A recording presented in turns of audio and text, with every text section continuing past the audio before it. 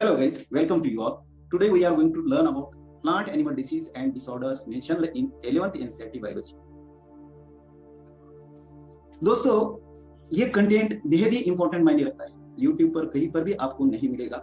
ये live section आपके लिए लाया हूं और जितने भी प्लांट एनिमल डिसीज है NCERT 11 की बायोलॉजी में उनका जिक्र यहाँ पर किया है। साथियों, myself Datta Shinde biology tutorials आपका स्वागत करता है। यहाँ पर देखिए कि टॉपिक नंबर 2 बायोलॉजिकल क्लासिफिकेशन में किंगडम प्रोटिस्टा के अंदर देखेंगे कि प्रोटोजोआ का जिक्र आया है कि प्रोटोजोआंस ये हेटेरोट्रॉप्स होते हैं और ये लाइव प्रेडिटर्स और पैरासाइट्स होते हैं। ये सभी protozoans primitive relatives of animals consist 4 major groups ये प्रोटोजोआंस के होते हैं। उसी 4 मेजर ग्रुप्स में पहला ग्रुप है अमीबॉइड प्रोटोजोआ। एंटो अमीबा ये पैरासाइट होता है और ये रिस्पॉन्सिबल फॉर इंटेस्टाइनल अमीबायोसिस। जब पानी द्वारा ये एंटो अमीबा का पैरासाइट पेट के अंदर जाता है, ये यूनिसेल्युलर होते हैं सभी प्रोटोजोआंस के मेंबर्स। ये प्रोटोजोआ एंटो अमीबा यहाँ पर इस डायग्राम में देखिए तो ये डिसीज कॉज करता है अमीबायोसिस ह्यूमन के अंदर। दूसरा इसका एग्जाम्पल है एंटो अमीबा, यहाँ पर देखिए ये दिखाया है आपने पहले। दूसरा है फ्लैजिलेटेड प्रोटोजोआ। तो फ्लैजिलेटेड प्रोटोजोआ की जब बात करते हैं तो ये पैरासाइटिक फॉर्म कॉज करता है डिसीज, उसे स्लीपिंग सिकनेस कहते हैं। ये फ्लैजिलेटेड प्रोटोजोआ का एग्जाम्पल की चर्चा करेंगे। ये ट्राइपैनोसोमा एंटीरियर और पोस्टीरियर व्यू। तो ये स्लीपिंग सिकनेस ऐसा नाम क्यों है? तो यदि इनका इससे इंफेक्शन होता है ये ट्राइपैनोसोमा का, तो ह्यूमन का स्लीपिंग पैटर्न डिस्टर्ब होता है और ये कैरी करते हैं, ये तेज फ्लाई से कैरी होता है ये प्रोटोजोआ। कौन सा? ट्राइपैनोसोमा। ये वही बात है ट्राइपैनोसोमा की। तीसरा टाइप है प्रोटोजोआ का, ये ट्राइपैनोसोमा का एग्जांपल देखिए। तीसरा टाइप है स्पोरोजोआंस। ये प्लाज्मोडियम आप जानते हैं मलेरिया पैरासाइट होता है और कॉज करता है मलेरिया ह्यूमंस के अंदर। तो ये स्पोरोजोआंस यहाँ पर देखिए, ये डायग्राम दी है आपके लिए। साथियों, आगे बात करेंगे कि ये प्लाज्मोडियम तो देखा है, आगे बात करेंगे कि किंगडम फंगी के मेंबर्स, कई मेंबर्स ये प्लांट में डिसीज कॉज करते हैं। तो पहला किंगडम फंगी का फाइकोमाइसिटिस की जब बात करते हैं तो ये एक ही एग्जांपल है एनसीईआरटी ने आपके लिए दिया है, अल्बिगो। ये पैरासाइटिक फंगी मस्टर्ड प्लांट पर पाई जाती है और ये मस्टर्ड प्लांट को अफेक्ट करके ये फोटोसिंथेसिस रिड्यूस करती है, प्रोडक्टिविटी रिड्यूस होती है मस्टर्ड की। दूसरे मेंबर है किंगडम फंगी के बैसिडोमाइसिटिस क्लास की। 2 मेंबर है भाइयों, पहला मेंबर है यूस्टिलेगो और दूसरा मेंबर है कॉक्सिनिया। बात करते हैं यूस्टिलेगो, ये स्पीशीज फंगी की बैसिडोमाइसिटिस की फंगी है और स्मट डेवलप सूटी पाउडर मास क्रॉप लाइक सीरियल्स।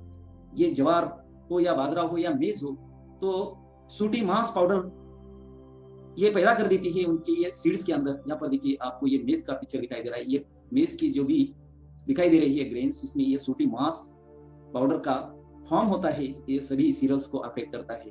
तो ये हुई बात यूस्टिलेगो की। दूसरी बात करती है भाई इसके पक्सिनिया की। पक्सिनिया ये व्हीट के क्रॉप पर व्हीट क्रॉप का अफेक्शन करता है और ये व्हीट का भी, ये प्रोडक्टिविटी व्हीट की भी डिक्रीज होती है। स्टेम पर यहाँ पर देखिए ब्राउन पैचेस दिखाई दे रही है, स्पॉट्स दिखाई दे रही है पूरे स्टेम को, और ये स्टेम की ग्रोथ नहीं होती और ये प्रोडक्टिविटी भी कम होती है। ये फोटोसिंथेसिस भी अफेक्ट करता है पक्सिनिया का व्हीट रस्ट। आगे देखेंगे कि भाइयों आप बात करेंगे वायरसेस, वायरॉइड्स एंड प्रायंस की। तो यही टॉपिक में बायोलॉजिकल क्लासिफिकेशन में इसका जिक्र आया है।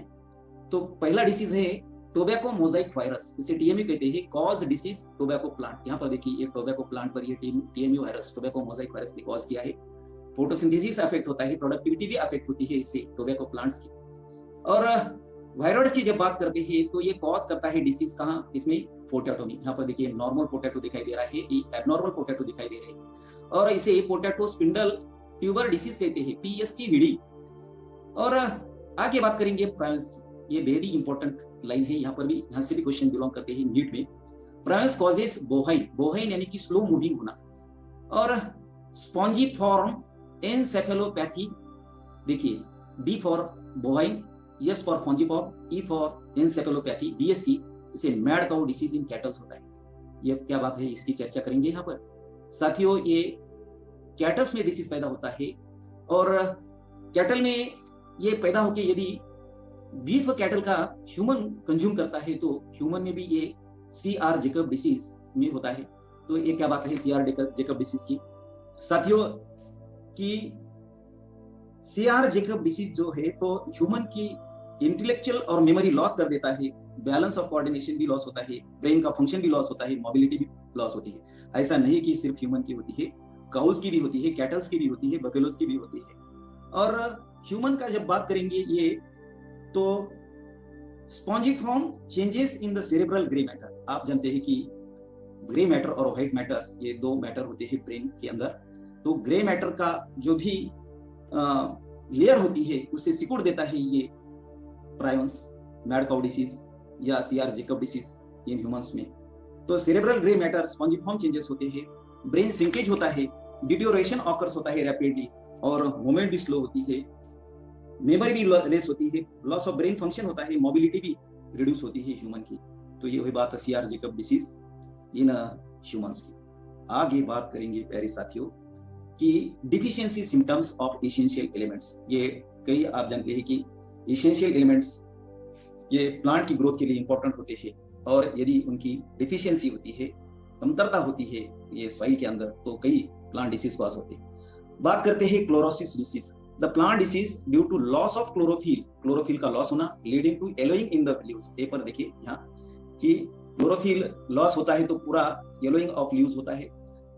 कौन से ऐसे एलिमेंट्स है कि ये क्लोरोसिस डिसीज डिफिशियंसी से येलोइंग ऑफ लीव्स होते हैं? तो यहाँ पर देखिए कि symptoms of is caused deficiency of elements. कौन से एलिमेंट है?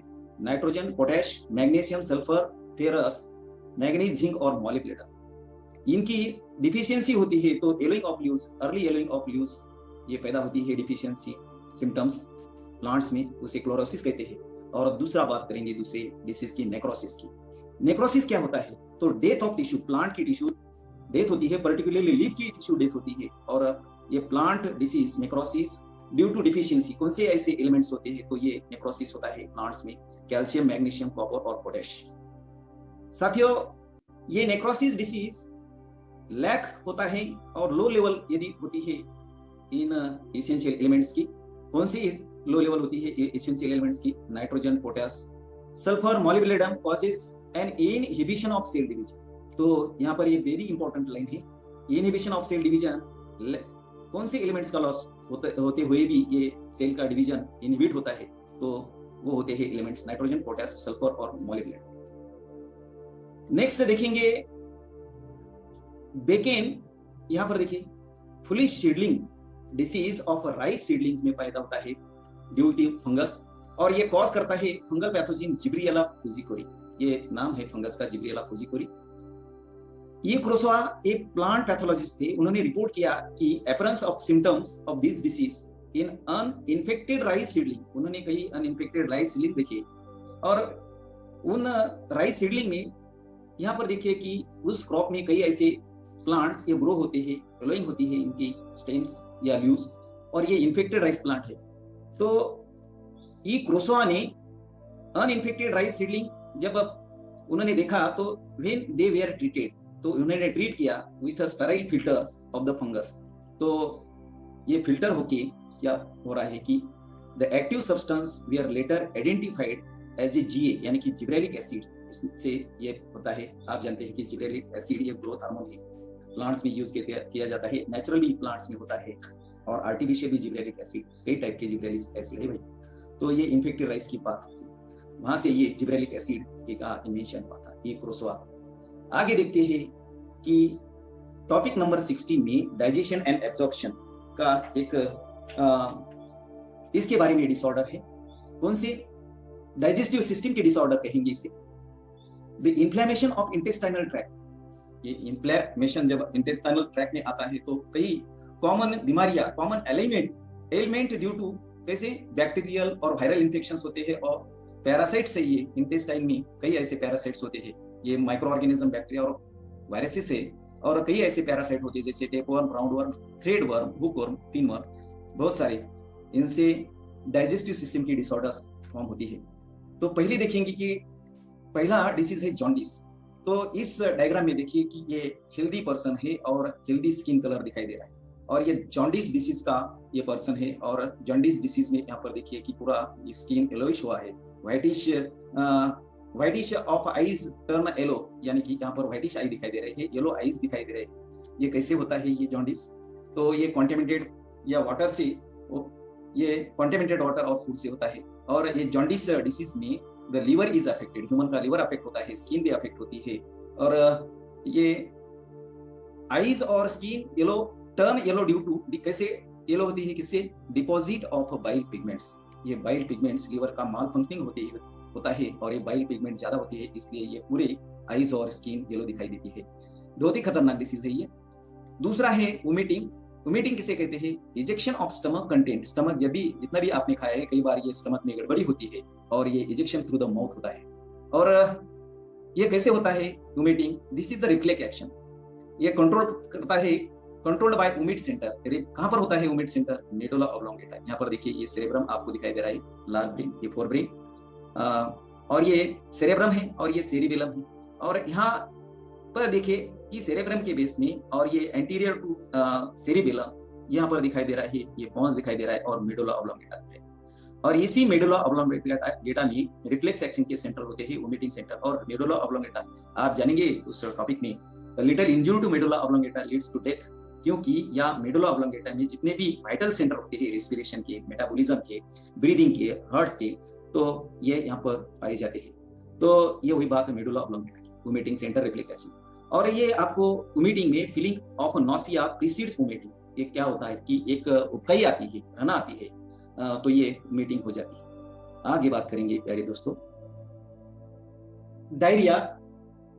प्यारे दोस्तों, ये डायरिया, आप ये वर्ड्स को काफी जानते हैं कि डायरिया क्या होता है कि abnormal frequency of bowel movements. पेट के अंदर एबनॉर्मल फ्रीक्वेंसी होती है बाउल मूवमेंट की, और इससे increase the liquidity of the faecal discharge. जो भी फीकल डिस्चार्ज होता है, ये टॉयलेट का डिस्चार्ज होता है, तो उसे डायरिया कहते हैं। कि diarrhoea abnormal frequency of bowel movement and increase the liquidity of the faecal discharge, उसे डायरिया कहते हैं। और ये क्या करता है ह्यूमन की बॉडी में? Reduce the absorption of food.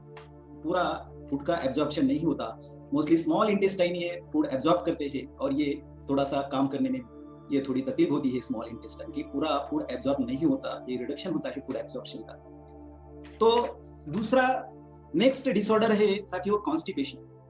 Constipation की जब बात करते हैं तो कॉन्स्टिपेशन किसे कहते हैं भाई? तो ये जो भी फेसेस होते हैं, ये faeces are retain within the rectum.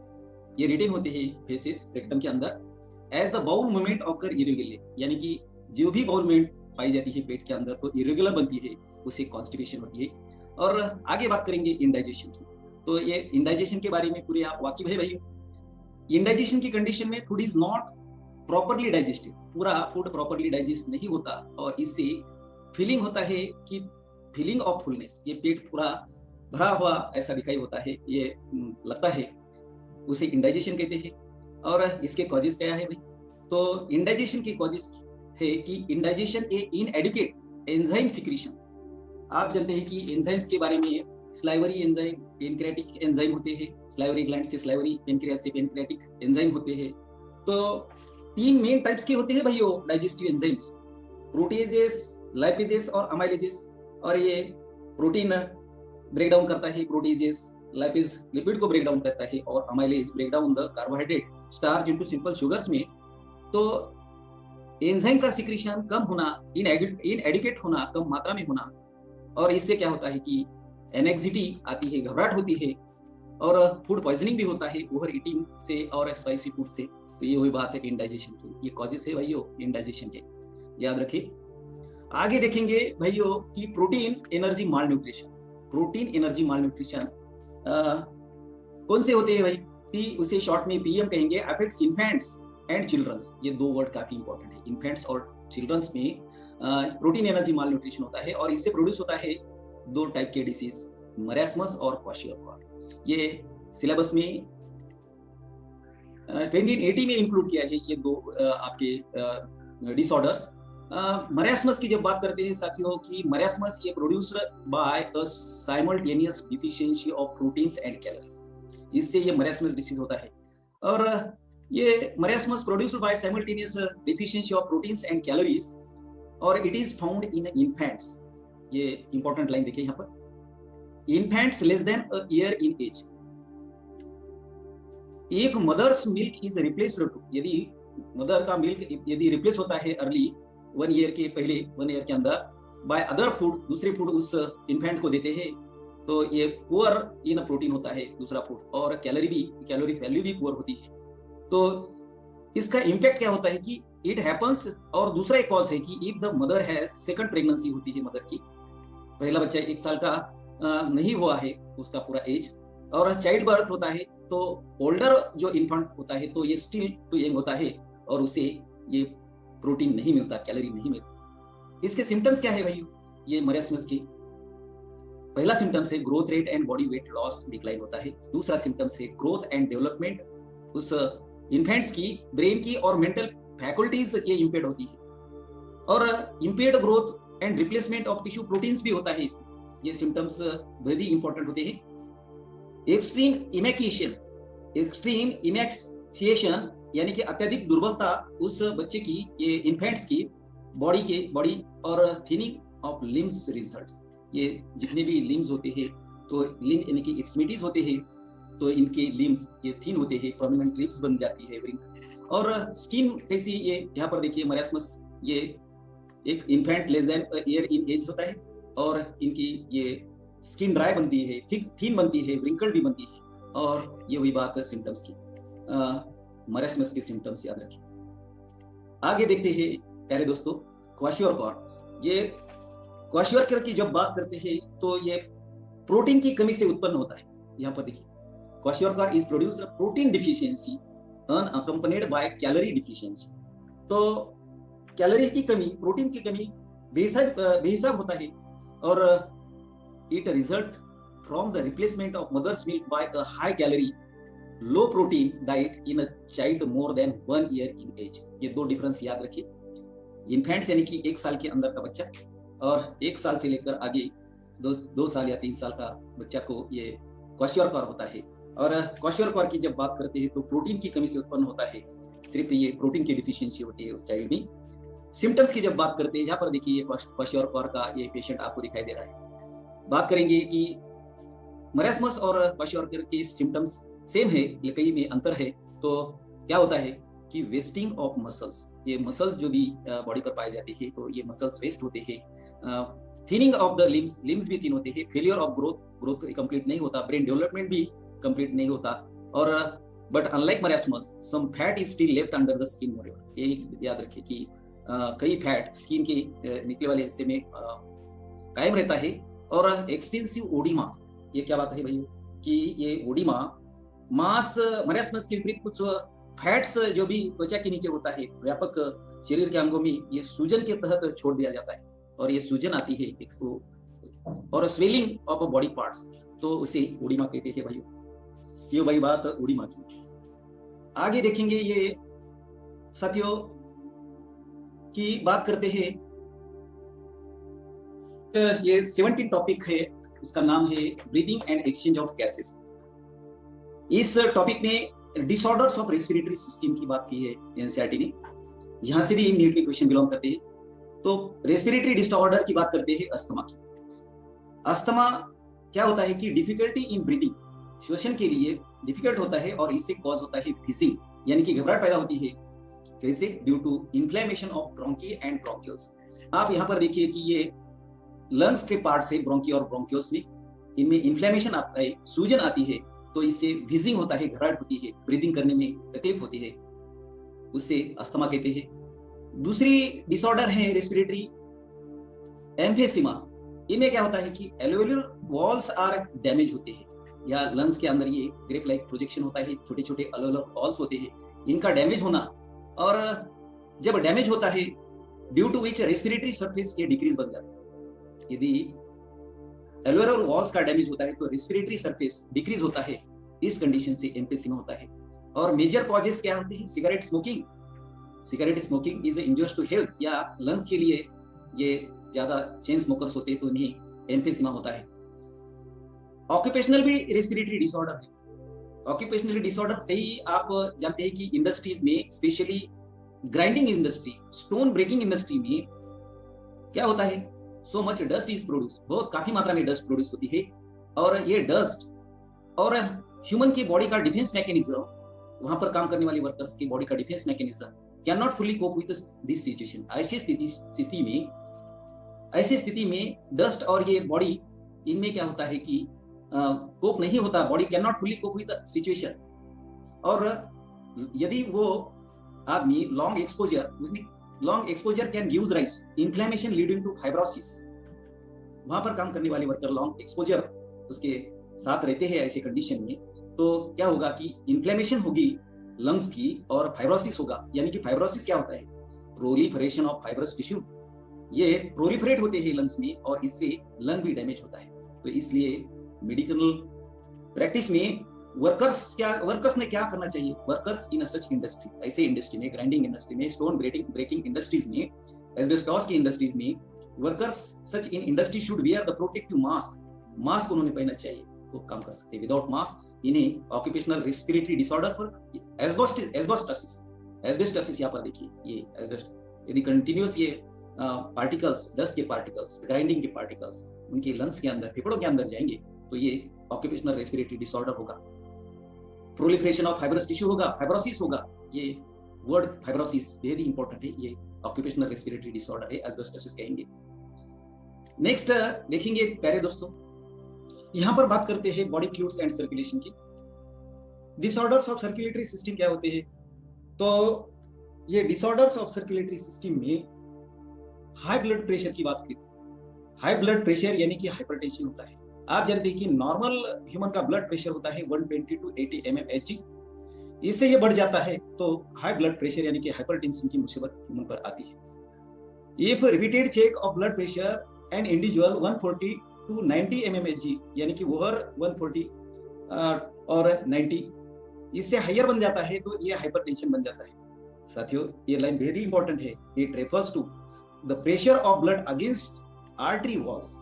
इस डायग्राम में देखिए कि हाइपरटेंशन में ब्लड वेसल्स डैमेज होती है और नैरो होता है ये ब्लड का या वॉल का वेसल, ब्लड वेसल्स ये नैरो बन जाती है। और ये क्यों होता है ऐसा, that refers pressure of blood against the artery wall होता है। और hypertension leads to heart disease. Heart disease होता है, अफेक्ट करते हैं वाइटल ऑर्गन्स, कौन से होते हैं भाई, ब्रेन और किडनी, इस पर अफेक्शन होता है। ये वही बात हाइपरटेंशन की एक कॉम्प्लिकेशन की, स्ट्रोक होता है, हार्ट अटैक होता है, किडनी डैमेज होती है। आगे देखते हैं भैया कि कोरोनरी आर्टरी डिसीज उसे क्या कहते हैं, और ये उसे एथेरोस्क्लेरोसिस कहते हैं। कैड को एथेरोस्क्लेरोसिस कहते हैं। ये affects the vessels, blood vessels affects होते हैं, supply of blood to the heart muscles. जो भी जितने भी ब्लड वेसल्स सप्लाई करते हैं हार्ट के मसल को, वेसल्स, उन पर अफेक्शन होता है, ब्लड वेसल का सप्लाई में दिक्कत आती है। और it is caused by deposit of calcium. ये कैल्शियम का डिपोजिशन जब बढ़ जाता है वेसल्स में, फैट का डिपोजिशन बढ़ जाता है, कोलेस्ट्रॉल का डिपोजिशन बढ़ जाता है और फाइब्रस टिश्यू का भी प्रोलिफरेशन होता है, तो it makes lumen of arteries nerve. यहाँ पर देखिए ये आपको दिखाई दे रही है हेल्दी आर्टरी, ये हार्ट के मसल पर जाने वाली ये वेसल से सप्लाई करती है हार्ट मसल को ब्लड, और ये हार्ट हेल्दी आर्टरीज है। और यहाँ पर देखिए आपको प्लेक ऑब्स्ट्रक्ट आया है ब्लड फ्लो में, किसका, तो यह है कैल्शियम का, फैट का, कोलेस्ट्रॉल का, ये डिपोजिशन हुआ है, फाइब्रस टिश्यू भी ये प्रोलिफरेट हुए हैं और ये सिकुड़ जाता है, लुमेन ऑफ आर्टरी नैरो बन जाती है, आर्टरी जो भी होती है लुमेन नैरो बन जाती है। आगे देखते हैं एंजाइना। तो एंजाइना पेक्टोरिस कहते हैं एंजाइना को, क्या है कि ये सिम्टम्स एक्यूट चेस्ट पेन बन जाता है उस पेशेंट में, चेस्ट, ये छाती में, ये आपके सीने में दर्द होता है, अपीयर्स में नो इनफ ऑक्सीजन, ऑक्सीजन नहीं मिल पाता, ऐसी स्थिति में ऑक्सीजन नहीं मिल पाता, और that reaching the heart muscles, heart muscle को ऑक्सीजन सप्लाई कम होता है भाई। Angina can occur in main and women of any as, कौन से ही एज में, मेन और वुमेन में ये पाया जाता है, but more common in middle age और एंड एल्डरली पर्सन। ये मिडिल एज के जो भी लोग होते हैं, एल्डर पर्सन होते हैं, इनमें ज्यादा पाया जाता है। दैट ऑकर्स ड्यू टू, कैसे ऑकर्स होता है angina pectoris, to conditions that affect the blood flow, blood flow he affect होता है। और हार्ट के मसल को जाने वाली जितनी भी आर्टरीज होती है, मोस्टली कोरोनरी आर्टरी कहेंगे भाई, याद रखिए coronary artery, that causing blood clot बन जाता है, पार्शियल ब्लॉकेजेस आते हैं कोरोनरी आर्टरी में, poor blood flow to the heart causes chest pain. यदि हार्ट के मसल्स को, हार्ट को ये पुअर ब्लड सप्लाई होता है तो एक चेस्ट पेन कॉज होती है। और आगे बात करते हैं हार्ट फेलियर की। यहाँ पर देखिए आपको ये एंजाइना पेक्टोरिस के बारे में बताएंगे। यहाँ पर दिखाई दे रहा है कि कोरोनरी आर्टरी, और ये कोरोनरी आर्टरीज में क्या होता है कि इनफ ऑक्सीजन रीच नहीं होता हार्ट मसल को, ये सप्लाई करती है ब्लड और उससे चेस्ट पेन होती है। साथियों हार्ट फेलियर की बात करते हैं, हार्ट फेल हुआ ऐसे लोग बोलते हैं, यानी कि क्या है ये हार्ट फेलियर। देखिए यहाँ पर the state of heart when it is not pumping blood effectively enough to meet the needs of the body. Body की जितनी भी जरूरत होती है उस हिसाब से हार्ट ये पंप नहीं करता इफेक्टिवली ब्लड, जितनी मात्रा में चाहिए उतना।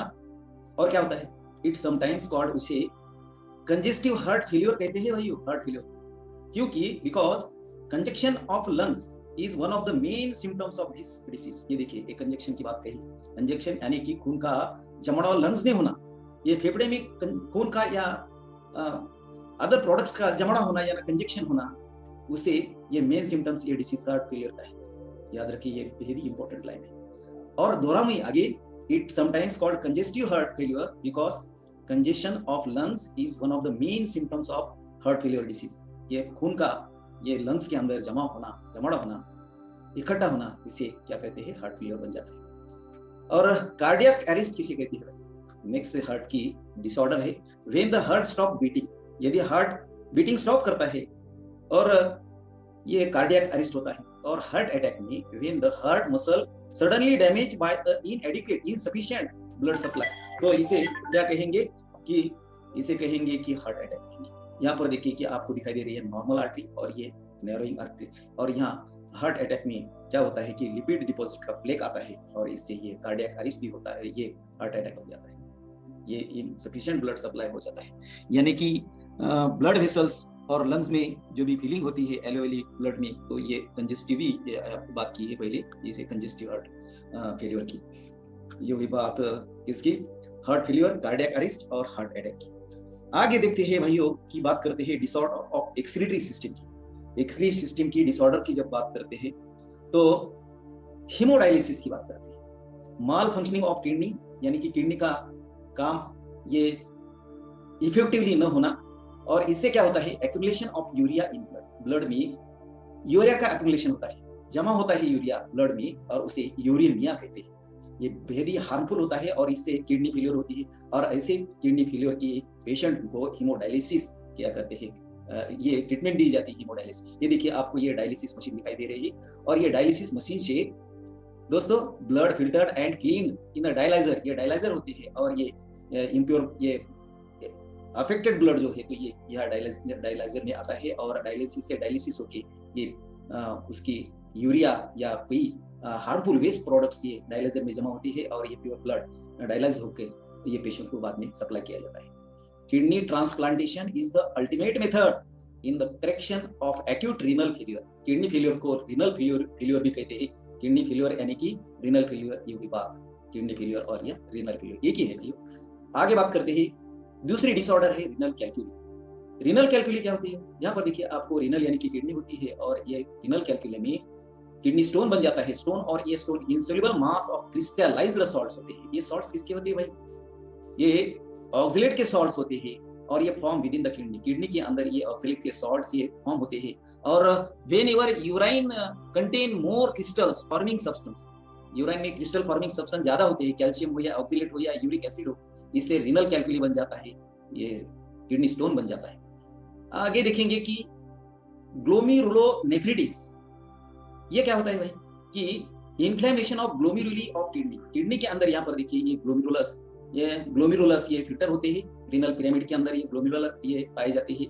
और इन्फ्लेमेशन ऑफ ग्लोमेरुली जब होती है तो ग्लोमेरुलोनेफ्राइटिस ये डिसऑर्डर पाई जाती है ह्यूमन की kidney.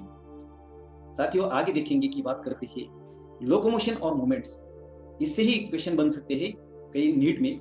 Disorders of muscular and skeletal system, देखिए पहला डिसऑर्डर है myasthenia gravis. Autoimmune disorder है भाई, और ये अफेक्टिंग करेगा neuromuscular junctions leading to fatigue आ सकता है। यहाँ पर देखिए आपको माइस्थीनिया, ये पेशेंट आपको दिखाई दे रही है माइस्थीनिया की, ये एटो इम्यूनी डिसऑर्डर है, neuromuscular junction leading to fatigue आता है, वीकनिंग आती है मसल्स को, और ये पैरालिसिस ऑफ स्केलेटल मसल बन जाता है। ये हुई बात माइस्थीनिया ग्रेविस की। आगे बात करते हैं, नेक्स्ट बात करते हैं मस्कुलर डिस्ट्रॉफी। यहाँ पर देखिए कि आपको मस्कुलर डिस्ट्रॉफी ये दिखाई दे रही है, ये नॉर्मल मसल दिखाई दे रहे हैं, और ये मस्कुलर डिस्ट्रॉफी के मसल्स है। ये कैसे होते हैं? Progressive degeneration of skeletal muscle, ये स्केलेटल मसल का डिजनरेट होते हैं, ये सिकुड़ जाते हैं, मोस्टली ड्यू टू, कैसे? ये जेनेटिक डिसऑर्डर है। आप वेरी इंपॉर्टेंट लाइन है भाइयों, अरे दोस्तों, मस्कुलर डिस्ट्रॉफी ये मोस्टली जेनेटिक डिसऑर्डर से होता है। ये देखिए मस्कुलर डिस्ट्रॉफी जेनेटिक डिसऑर्डर कहेंगे। और बात करते हैं टिटैनी की, ये भी मस्कुलर और स्केलेटल डिसऑर्डर सिस्टम का डिसऑर्डर है टिटैनी, और टिटैनी उसे रैपिड स्पैज्म कहते हैं। ये रैपिड स्पैज्म यानी कि आकड़ी आना ये पूरे शरीर के अंदर, और ये हाथ पांव के अंदर, उसे वाइल्ड कॉन्ट्रैक्शंस कहते हैं, या मुरोड़ आना, वाइल्ड आकड़ी आना। और ये कैसे ये डिसऑर्डर पाई जाती है? यहाँ पर देखिए अगेन ये लाइन पढ़ रहा हूँ, tetany rapid spasms wild contractions in muscle due to, कैसे? Low calcium in body fluids. जब बॉडी फ्लूइड्स में यदि लो कैल्शियम की मात्रा पाई जाती है तो टिटैनी ये डिसऑर्डर पैदा हो जाती है। ये वही बात, ये disorders of muscles, muscular and skeletal system की। आगे बात करती है भाइयों आर्थराइटिस। तो ये आर्थराइटिस, यहाँ पर देखिए आपको ये पेशेंट दिखाई दे रहा है, ये, और ये फिजियोथेरेपिस्ट या फिजिशियन कहे इसे, तो ये इनका इलाज कर रहे हैं। आर्थराइटिस यानी कि जितने भी शरीर के अंदर जॉइंट्स होते हैं, तो ये जॉइंट्स का इन्फ्लेमेशन होना, जॉइंट्स में सूजन आना, उसे आर्थराइटिस कहते हैं। और दूसरा है ऑस्टियोपोरोसिस। ये ऑस्टियोपोरोसिस एज रिलेटेड डिसऑर्डर है, और ये characterized by the decrease bone mass, bone का मास ये डिक्रीज होना एज के हिसाब से, और increase the chances of fractures. ये यहाँ पर देखिए आपको दिखाई दे रहा है ऑस्टियोपोरोसिस। ये नॉर्मल स्पॉन्जी बोन्स होते हैं ये यंग पर्सन के, जैसे जैसे ये एज बढ़ता है, हर एक मेल हो या फीमेल, तो ये स्पॉन्जी बोन्स बनते हैं, और उस स्पॉन्जी बोन्स को ऑस्टियोपोरोसिस कहते हैं। स्पंज लाइक बनते हैं भाई, और इससे फ्रैक्चर के चांस बढ़ते हैं। साथियों, डिक्रीज लेवल ऑफ, और दूसरा भी कारण है डिक्रीज लेवल ऑफ एस्ट्रोजन, ये प्रोड्यूस्ड बाय फीमेल ओवरीज में प्रोड्यूस होता है, ये भी कॉमन कॉज होता है। यदि ये एस्ट्रोजन का रिलीज होना, लेवल डिक्रीज होना, कम होना, इससे भी ये ऑस्टियोपोरोसिस हो सकता है, होता है। और नेक्स्ट बात करते हैं, अगला डिसीज है, ये डिसऑर्डर है गाउट। गाउट यानी कि इन्फ्लेमेशन ऑफ जॉइंट्स। यहाँ पर आर्थराइटिस और जॉइंट्स में डिफरेंस ऐसा है कि आर्थराइटिस जो है तो सिर्फ जॉइंट्स का इन्फ्लेमेशन है, और गाउट ये भी इन्फ्लेमेशन ऑफ जॉइंट है। क्योंकि ये इन्फ्लेमेशन क्यों आता है? Due to accumulation of uric acid crystals. जहां पर भी जॉइंट्स देखिए, ये जॉइंट्स हाथ हो या पांव हो, कई बार भी जितने भी जॉइंट्स होते हैं उनमें एक्यूमुलेशन होता है। किसका जमा होता है? यूरिक एसिड का। यूरिक एसिड के क्रिस्टल्स यहाँ पर ये जमा होते हैं, इसलिए ये इन्फ्लेमेशन आता है। ये हुई बात ये किसकी? गाउट की। आगे देखते हैं साथियों कि बात करते हैं केमिकल कोऑर्डिनेशन एंड इंटीग्रेशन। ये इंपॉर्टेंट है आपके लिए साथियों। Anterior lobe of pituitary glands, आप जानते हैं कि वेरी इंपॉर्टेंट पिट्यूटरी ग्लैंड होती है, मास्टर ग्लैंड होती है। पिट्यूटरी ग्लैंड सीक्रेट करती है ग्रोथ हार्मोन्स। ये देखिए आपको दिखाई दे रही है पिट्यूटरी ग्लैंड। ये देखिए दो लोब होते हैं, एंटीरियर लोब, इसे एडिनोहाइपोफाइसिस कहेंगे, दूसरा है पोस्टीरियर लोब, इसे न्यूरोहाइपोफाइसिस कहेंगे। इसी एंटीरियर लोब में ग्रोथ हार्मोन प्रोड्यूस होते हैं भाइयों, और ग्रोथ हार्मोन्स में यदि डिफिशियंसी पाई जाती है या ग्रोथ हार्मोन का रिलीज कम या ज्यादा होना, इस पर कई ये डिसऑर्डर है। पहला डिसऑर्डर है गिगैंटिज्म। ये गिगैंटिज्म यानी कि यहाँ पर देखिए क्या आपको ये दिखाई दे रहा है, क्या साइन दिखाई दे रहा है? ये over secretion of growth hormone, ये ओवर सिक्रीशन यहाँ पर ग्रोथ हार्मोन का हो रहा है, GH, that stimulates abnormal growth of the body leading to gigantism। ये abnormal growth होगी, और ये ओवर सिक्रीशन जब होता है ये ग्रोथ हार्मोन का, तो ये गिगैंटिज्म यानी कि लेंथ ऑफ बोन्स बढ़ती है। आगे बात करते हैं कि डॉर्फिज्म। ये दोनों भी ग्रोथ हार्मोन, ये गिगैंटिज्म हो या दूसरी डिसऑर्डर हो डॉर्फिज्म, ये कैसे? Low secretion of growth hormone by results in stunted growth. क्या कहे? स्टंटेड ग्रोथ, यानी कि ये आपको ये इसकी हाइट कम दिखाई दे रही है पेशेंट की, दैट रिजल्टिंग द पिट्यूटरी डॉर्फिज्म। तो ये वेरी इंपॉर्टेंट होती है anterior lobe pituitary gland. Anterior lobe से ग्रोथ हार्मोन रिलीज होते हैं, राइट प्रोपोर्शन से होने चाहिए। यदि राइट प्रोपोर्शन से ये रिलीज होते हैं ग्रोथ हार्मोन, तो ये नॉर्मल हाइट रहेगी। यदि ज्यादा रिलीज होते हैं ग्रोथ हार्मोन, तो गिगैंटिज्म ये डिसऑर्डर पाई जाती है, और ये लेस ग्रोथ हार्मोन का सिक्रीशन होता है पिट्यूटरी ग्लैंड से, तो ये डॉर्किज्म डिसऑर्डर होती है। ये वही बात किसकी, गिगेंटिज्म और डॉर्किज्म की। आगे देखती है भाइयों, acromegaly, axis secretion of growth hormone in adults में। यहाँ पर देखिए जितने भी एडल्ट्स होते हैं ओवर 50 इयर्स के होते हैं, इनमें ये एक्रोमेगली पाई जाती है, specially in middle age can result the several disfigurement, यानी कि डिसफिगरमेंट। यहाँ पर देखिए एक्रोमेगली का पेशेंट आपको दिखाई दे रहा है, आपको नॉर्मल फेस नहीं दिखाई दे रहा है, डिसफिगरमेंट दिखाई दे रही है एक्रोमेगली। और ये उसे एक्रोमेगली कहते हैं प्रीमैच्योर डेथ इफ अनचेक्ड। यदि यहाँ पर देखिए कि प्रीमैच्योर डेथ भी हो सकती है अनचेक किए तो इसलिए आयोडीन इसेंशियल है normal rate of hormone synthesis in the thyroid. या थायराइड देखिए थायराइड ग्लैंड्स में ये इंपॉर्टेंट है नॉर्मल सिक्रीशन ऑफ आयोडीन का। और नेक्स्ट बात करते हैं, डिसऑर्डर है ये डायबिटीज इंसिपिडस।